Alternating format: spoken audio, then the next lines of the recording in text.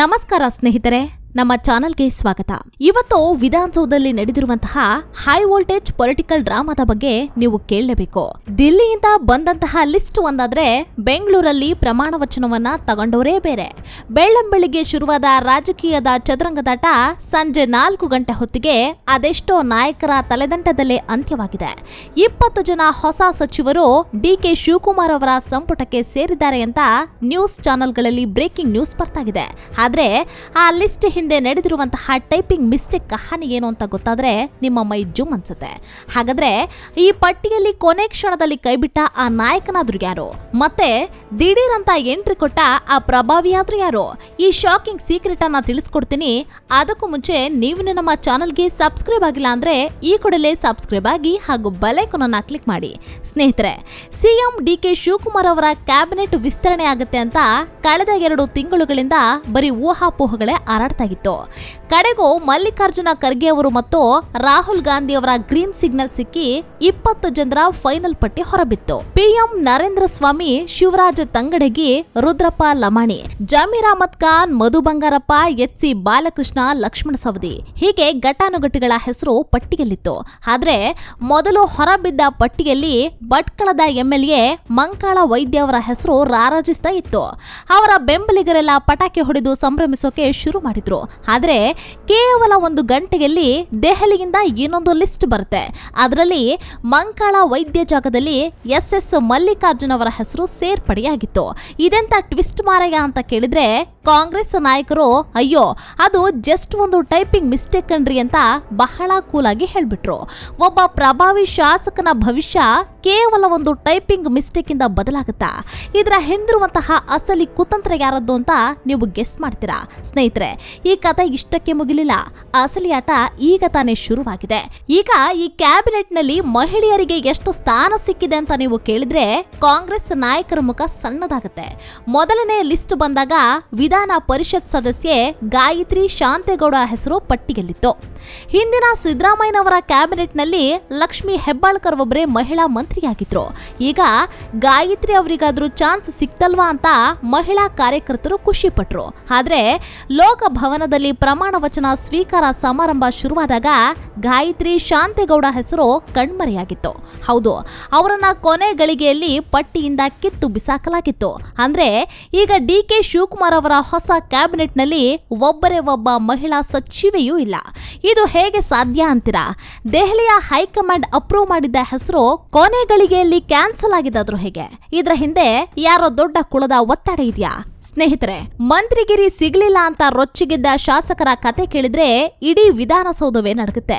ಸಚಿವ ಸ್ಥಾನ ಕೈತಪ್ಪಿದ್ದಕ್ಕೆ 2 ಪ್ರಭಾವಿ ಶಾಸಕರು ತಮ್ಮ ಸ್ಥಾನಕ್ಕೆ ನೇರವಾಗಿ ರಾಜೀನಾಮೆಯನ್ನ ಬಿಸಾಕಿದ್ದಾರೆ. ಹೌದು, ಇಂಡಿ ಕ್ಷೇತ್ರದ ಶಾಸಕ ಯಶವಂತ ರಾಯಗೌಡ ಪಾಟೀಲ್ ಮತ್ತು ಸಾಗರದ ಶಾಸಕ ಬೇಳೂರು ಗೋಪಾಲಕೃಷ್ಣ ಅವರು ವಿಧಾನಸೌಧಕ್ಕೆ ನುಗ್ಗಿ ಡೆಪ್ಯೂಟಿ ಸ್ಪೀಕರ್ಗೆ ರಾಜೀನಾಮೆ ಪತ್ರವನ್ನ ಕೊಟ್ಟು ದೊಡ್ಡ ಬಾಂಬ್ ಸಿಡಿಸಿದ್ದಾರೆ.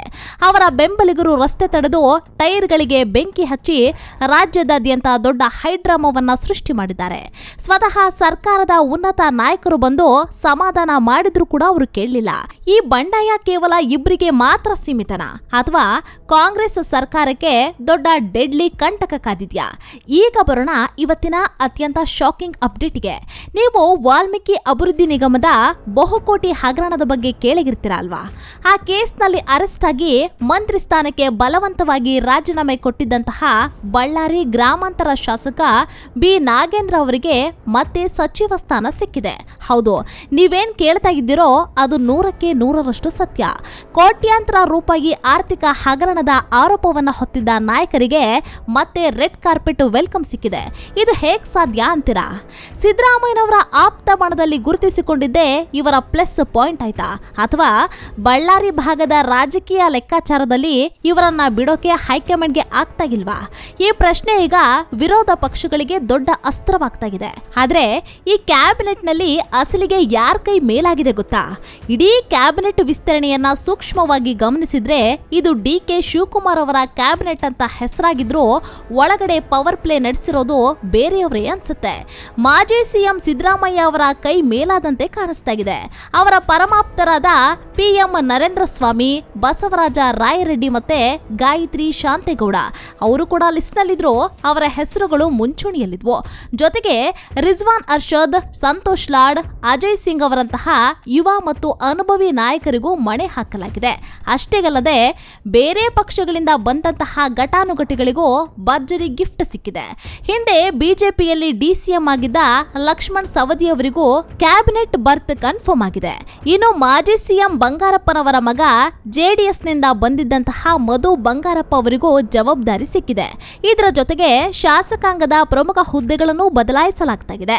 ಸ್ಪೀಕರ್ ಆಗಿ ಜಿಎಸ್ ಪಾಟೀಲ್ ಮತ್ತು ಡೆಪ್ಯೂಟಿ ಸ್ಪೀಕರ್ ಆಗಿ ಎಎಸ್ ಪೊನ್ನಣ್ಣ ಅವರನ್ನ ನೇಮಿಸಲಾಗಿದೆ. ಹಾಗೇನೆ ವಿಧಾನ ಪರಿಷತ್ ಸಭಾಪತಿಯಾಗಿ ಸಲೀಂ ಅಹಮದ್, ಉಪ ಸಭಾಪತಿಯಾಗಿ ಉಮಾಶ್ರೀ ಅವರು ಆಯ್ಕೆಯಾಗಿದ್ದಾರೆ. ಅಂದ್ರೆ ಕ್ಯಾಬಿನೆಟ್ ವಿಸ್ತರಣೆಯಲ್ಲಿ ಲಿಂಗಾಯತರು, ಒಕ್ಕಲಿಗರು, ಅಲ್ಪಸಂಖ್ಯಾತರು ಅಂತ ಜಾತಿಯ ಲೆಕ್ಕಾಚಾರ, ಪ್ರಾದೇಶಿಕ ಸಮತೋಲನ ಎಲ್ಲವನ್ನ ಪಕ್ಕ ಪ್ಲಾನ್ ಮಾಡಿ ಮಾಡಲಾಗಿದೆ.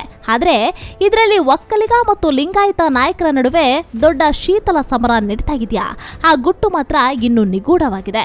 ಒಟ್ನಲ್ಲಿ ಈ ಕ್ಯಾಬಿನೆಟ್ ವಿಸ್ತರಣೆ ಕೇವಲ ಹೊಸ ಮಂತ್ರಿಗಳ ಸೇರ್ಪಡೆಯಲ್ಲ. ಇದು 2028ರ ಎಲೆಕ್ಷನ್ಗೆ ಕಾಂಗ್ರೆಸ್ ಮಾಡ್ತಾ ಇರೋ ದೊಡ್ಡ ಮಾಸ್ಟರ್ ಪ್ಲಾನ್. ಆದ್ರೆ ಮಹಿಳೆಯರಿಗೆ ಸಂಪುಟದಲ್ಲಿ ಶೂನ್ಯ ಸ್ಥಾನವನ್ನ ಕೊಟ್ಟು ಮಂಕಾಳ ವೈದ್ಯ ಅವರಂತವರನ್ನ ಟೈಪಿಂಗ್ ಮಿಸ್ಟೇಕ್ ಅಂತ ರಿಜೆಕ್ಟ್ ಮಾಡಿ ಬಂಡಾಯಗಾರರನ್ನ ಕೆರಳಿಸಿ ಜೊತೆಗೆ ಹಗರಣದ ಕಳಂಕ ಹೊತ್ತಿದ್ದ ನಾಯಕರನ್ನ ಮತ್ತೆ ತಪ್ಪಿಕೊಂಡಿರುವಂತಹ ಈ ನಿರ್ಧಾರ ಡಿಕೆ ಶಿವಕುಮಾರ್ ಅವರ ಸರ್ಕಾರಕ್ಕೆ ಸಂಜೀವಿನಿ ಆಗುತ್ತಾ ಅಥವಾ ದೊಡ್ಡ ಮುಳುವಾಗುತ್ತಾ? ವಿಧಾನಸೌಧದ ಮೊಗಸಾಲೆಯಲ್ಲಿ ಮುಂದಿನ ದಿನಗಳಲ್ಲಿ ಇನ್ನೆಷ್ಟು ತಲೆದಂಡಗಳು ಆಗಲಿವೆ? ಇದೆಲ್ಲವನ್ನ ಕಾದು ನೋಡೋಣ. ಈ ವಿಡಿಯೋ ಬಗ್ಗೆ ನಿಮಗೇನನ್ಸುತ್ತೆ ಕಾಮೆಂಟ್ ಮಾಡಿ ತಿಳಿಸಿ. ಈ ವಿಡಿಯೋ ನಿಮಗೆ ಇಷ್ಟವಾಗಿದ್ರೆ ಲೈಕ್ ಮಾಡಿ, ಶೇರ್ ಮಾಡಿ ಮತ್ತು ನಮ್ಮ ಚಾನಲ್ಗೆ ಸಬ್ಸ್ಕ್ರೈಬ್ ಆಗೋದನ್ನ ಮರಿಬೇಡಿ. ಮತ್ತೊಂದು ವಿಡಿಯೋದೊಂದಿಗೆ ಬರ್ತೀವಿ. ಅಲ್ಲಿಯವರೆಗೂ ಧನ್ಯವಾದಗಳು.